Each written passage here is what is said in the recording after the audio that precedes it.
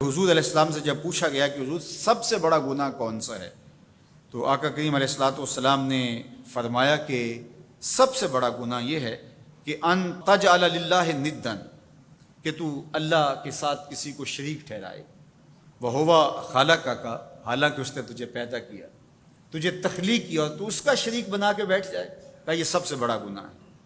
تو راوی نے عرض کی کل تو ثم ایو، حضور پھر اس کے بعد؟ تو آقا کریم نے فرمایا ثم ان تقتل ولدک خشیۃ ان یطعم معک، تو بچے کو اس لیے قتل کر دے کہ یہ کس طرح میں اس کو پال سکوں گا، بچے کو ضائع کر دینا، اس کو قتل کر دینا۔ اللہ فرماتا ہے نحن نرزقکم وایاہم، ہم تمہیں بھی رزق دیتے ہیں، ان کو بھی دیں گے۔ تیسری بات حضور نے فرمایا ان تزانی بحلیلۃ جارک، آپ ہمسائے کی بیوی کے ساتھ بدکاری کریں، تو یہ بڑے گناہوں میں سے۔ ہمسایہ ماں جائے کی طرح ہوتا ہے، اس کی دیوار سانجھی ہوتی ہے، اس کی عزت سانجھی ہوتی ہے، اور اگر کوئی شخص طاق میں رہے اور ہمسایوں کے گھر گھس کے ان کی آبرو ریزی کر دے، تو یہ تین بڑے گناہ جو ہیں ان میں سے ایک بڑا گناہ اللہ کے محبوب علیہ السلام نے ارشاد فرمایا۔ حضرت عبداللہ ابن مسعود رضی اللہ تعالی عنہ سے یہ روایت مروی ہے کہ لا احد اغیر من اللہ عز وجل، اللہ سے زیادہ کوئی غیرت مند نہیں ہے، اللہ سب سے زیادہ غیرت مند ہے، اور اس کی غیرت کا تقاضا یہ ہے وَلِذَالِكَ حَرَّمَ الْفَوَاحِشَ مَا ظَهَرَ مِنْهَا وَمَا بَطَنَ، کہ اس نے بے حیائی کو چاہے وہ پوشیدہ طور پہ کی جائے یا اعلانیہ طور پہ کی جائے، اس کو پسند نہیں کیا، اور اس نے منع کر دیا، اور لوگوں کو روک دیا، حرام قرار دے دیا، اس لیے کہ وہ خود غیرت مند ہے۔ غیرت مند مالک غیرت کا سبق دیتا ہے اپنی مخلوق کو۔ اللہ تعالیٰ قرآن مجید میں ارشاد فرمایا وَلَا تَقْرَبُوا الْفَوَاحِشَ مَا ظَهَرَ مِنْهَا وَمَا بَطَنَ، فحش کام کے قریب نہ جانا، وہ اعلانیہ طور پہ کرو یا وہ مخفی طور پہ کرو۔ تو مفسرین نے لکھا کہ جو بدکاری ہے وہ مخفی فحش ہے، اور شراب نوشی یہ اعلانیہ فحش ہے۔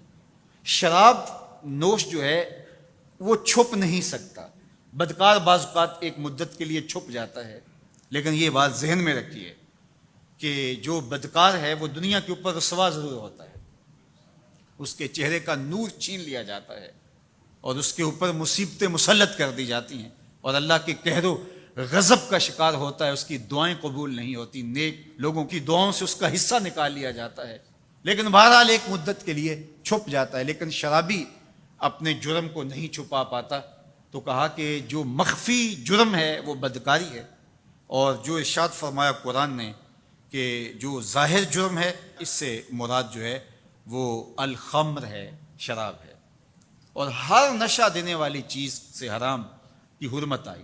کل مسکر خمر وکل خمر حرام، فرمایا ہر نشہ آور چیز شراب ہے، اور ہر شراب حرام قرار دے دی گئی ہے۔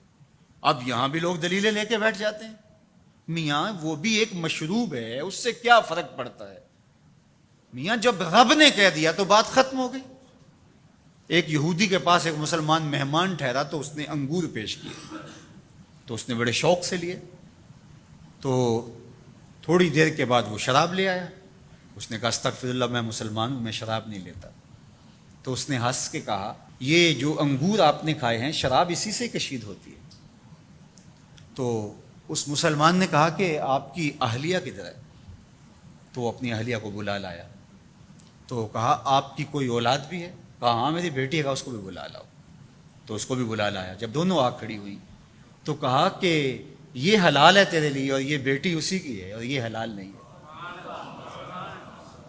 تو جب اس یہودی نے یہ بات سنی فقال اشہد ان لا الہ الا اللہ وحدہ لا شریک لہ واشہد ان محمدا عبدہ ورسولہ۔ کہا اتنی خوبصورت دلیل، اتنی خوبصورت دلیل۔ کہا انگور سے شراب نکلی ہے تو شراب حرام کیوں، انگور حلال کیوں؟